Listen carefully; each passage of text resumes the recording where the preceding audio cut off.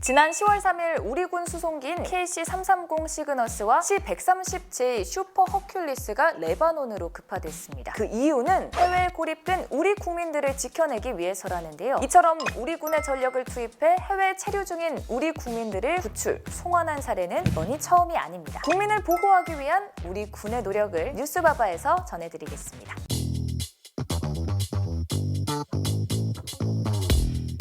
지난 10월 5일 성남 서울공항으로 군 수송기 한 대가 착륙했습니다. 수송기에는 군 장병뿐 아니라 우리 국민 97명이 탑승해 있었는데요. 최근 이스라엘과 헤즈볼라 간의 군사 충돌 등 중동 정세가 악화됨에 따라 우리 정부와 국방부는 현재 레바논에 체류 중인 재외 국민들을 보호하기 위해 긴급 수송 작전을 벌인 겁니다. 이번 작전에 투입된 군 전력은 최대 300명까지 수송할 수 있는 KC-330 시그너스와 피탄시 대응이 가능한 C-130J 슈퍼 허큘리스 수송기, 10월 3일 급파된 군 수송기는 10월 4일에 베이루트 공항에 도착했는데요. 구조 당시 베이루트 공항 인근에선 검은 연기가 피어오르는 등 현지 상황이 매우 심각한 것으로 알려졌습니다. 이러한 상황에서 우리 군은 급파된 지 38시간 만에 큰 피해 없이 우리 국민들을 귀국시키며 작전을 마무리했습니다. 이처럼 세계 곳곳에 체류 중인 우리나라 국민과 우리나라를 위해 협력한 외국인을 보호하기 위해 군 전력을 투입한 사례는 이번이 처음이 아닙니다. 우리 군의 교민 수송 작전 중에 가장 유명한 것은 역시 미라클 작전이겠죠. 2021년 아프가니스탄 내전 당시 탈레반의 공세로 수도 카불이 함락되며 우리나라에 협력한 아프가니스탄인들을 구조하기 위해 군 수송기를 급파 108시간 만에 390여 명을 구조한 기적같은 작전이었는데요. 탈레반의 반발과 테러 위험 속에서도 끝까지 임무를 수행해 모든 인원을 구조했습니다. 이 작전에서도 KC-330 시그너스 한 대와 C-130J 두 대가 투입돼 활약했으며 최정예 특수부대, 공군 공정통제사가 투입돼 항공호송 및 투입 요원 경호 등의 임무를 수행했습니다. 미라클 작전만큼 긴박했던 작전이 2023년에도 있었는데요. 수단 내전으로 안전 확보가 어려워진 외교 주재원 및 재외 국민을 대피시키고자 대한민국 국군이 투입된 작전, 바로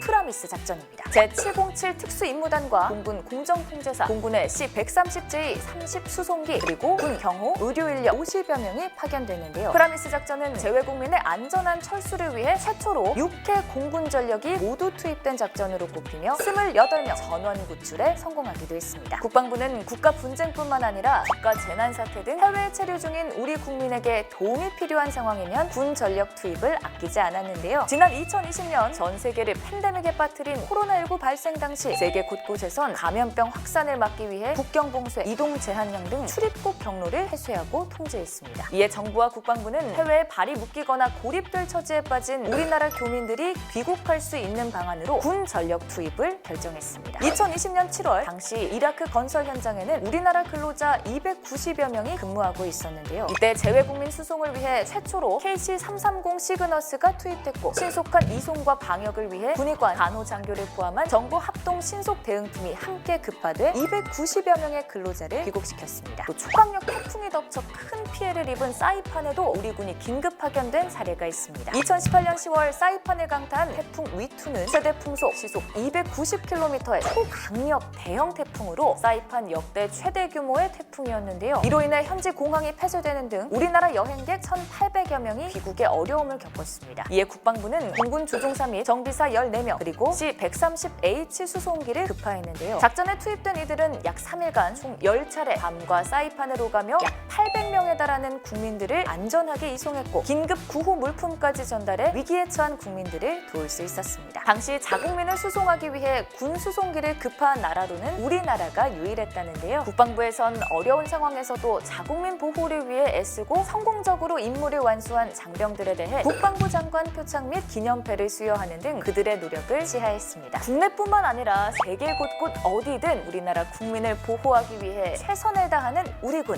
장병들이 있어 어떤 위기 상황에도 든든하고 안심이 되는 것 같습니다. 항상 감사한 마음을 가지면서 다음 주에도 더욱더 유익한 소식으로 찾아뵐 테니까요. 구독과 좋아요, 알림 설정까지 꼭 눌러주세요.